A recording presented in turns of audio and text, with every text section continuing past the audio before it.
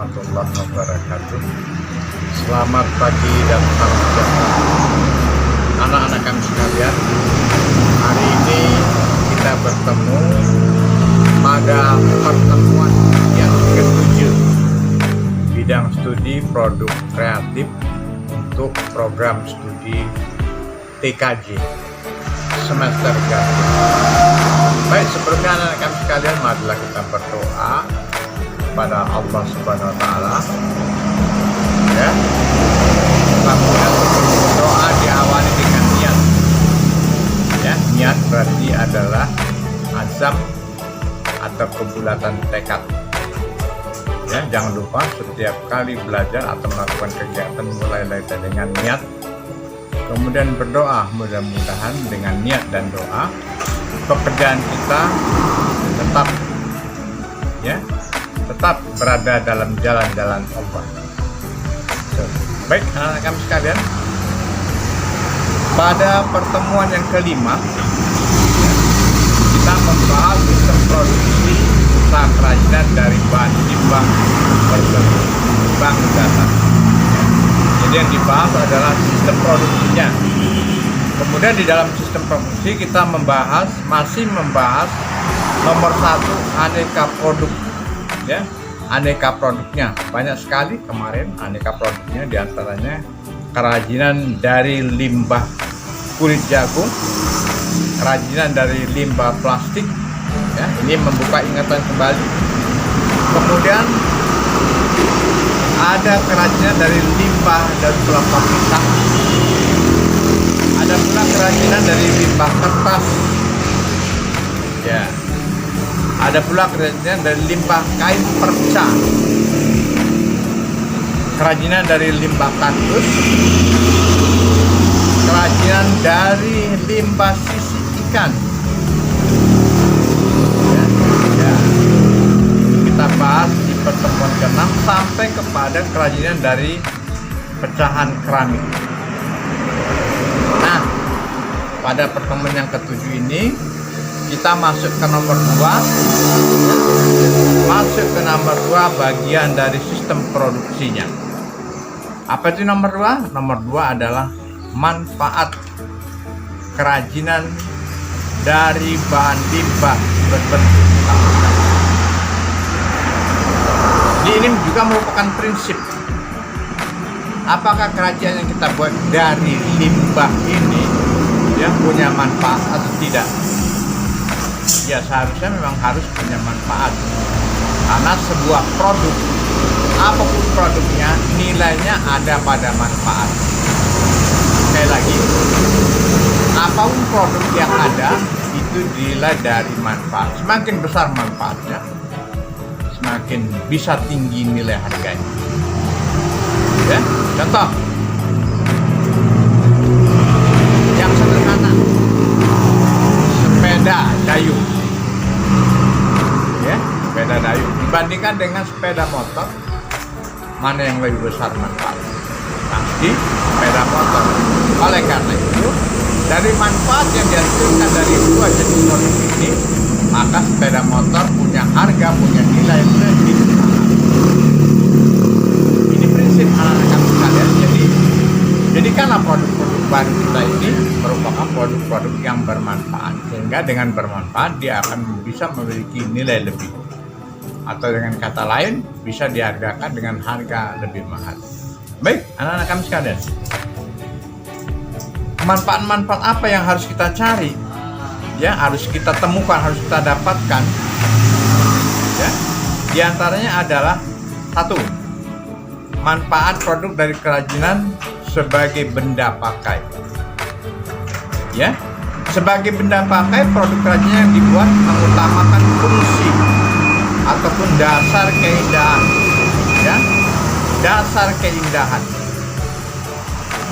Ya, indah itu adalah hal yang relatif. Ya, indah adalah hal yang relatif. Nah, ini perlu dicari. Ya. Nah, untuk menciptakan keindahan itu banyak hal yang perlu kita gunakan. Ya, misalnya warna, susunan. Nah, kemudian di mana letaknya. Nah, ini bisa ya menghasilkan rasa keindahan. Ya, bisa menghasilkan rasa keindahan. Misalnya bunga. Kalau bunga sesuainya di mana? Tempatnya. Nah, itu. Ya. Kemudian yang manfaat yang kedua yaitu manfaat produk kerajinan sebagai benda hias. Ya, sebagai benda hias.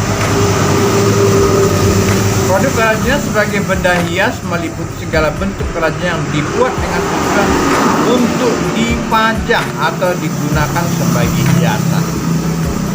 Apakah ini merupakan hiasan di atas meja, di dinding, nah, di atas lemari, ya, nah, di halaman atau di teras, ya. Ini berdasarkan tempat yang ada. Ya, kami sekalian. Kemudian yang berikutnya, ya. Atau sekali lagi saya jelaskan manfaat dari kerajinan. Yang pertama adalah manfaat produk kerajinan sebagai benda pakai. Ya. Ini berhubungan dengan fungsinya. Apa fungsinya tadi sudah saya jelaskan. Sebuah benda, ya, apapun bendanya akan punya nilai jika memang benda ini bermanfaat. Semakin besar manfaat yang ada pada benda itu, maka kita bisa lebih, ya, memasang harga lebih tinggi. Nah, ya. Kemudian manfaat kerajinan sebagai benda hias.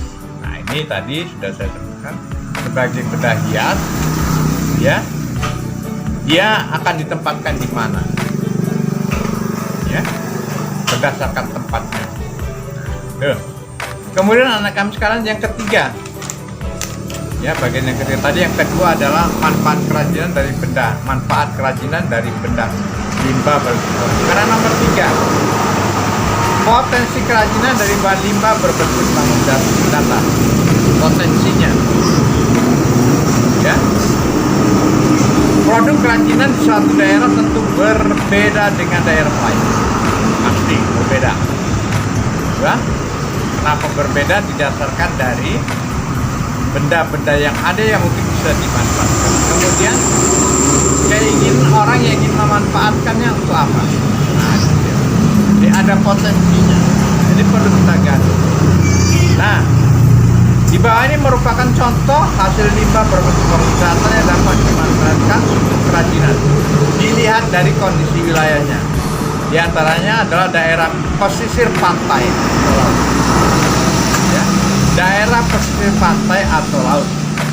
Nah, kemarin pada pertemuan ke-5 dan ke-6 kita ada membahas sisi ikan sebagai limbah dapat dimanfaatkan sebagai benda-benda baru, ya, yang punya nilai tambah.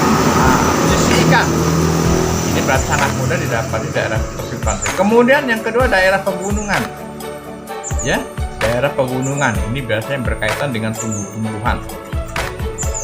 Kemudian yang ketiga daerah pertanian. Nah, daerah pertanian seperti semalam kita ada membahas tentang kulit daun pisang, kulit jagung.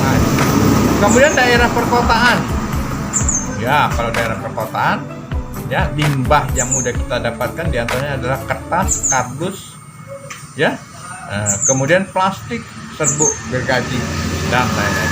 Karena kami sekarang, saya kira untuk pertemuan ke-7 kali ini itu yang bisa saya sampaikan. Mari kita berdoa semoga kita sehat selalu dan dapat bertemu kembali pada pertemuan ke-8. Terima kasih dan mohon maaf. Wassalamualaikum warahmatullahi wabarakatuh.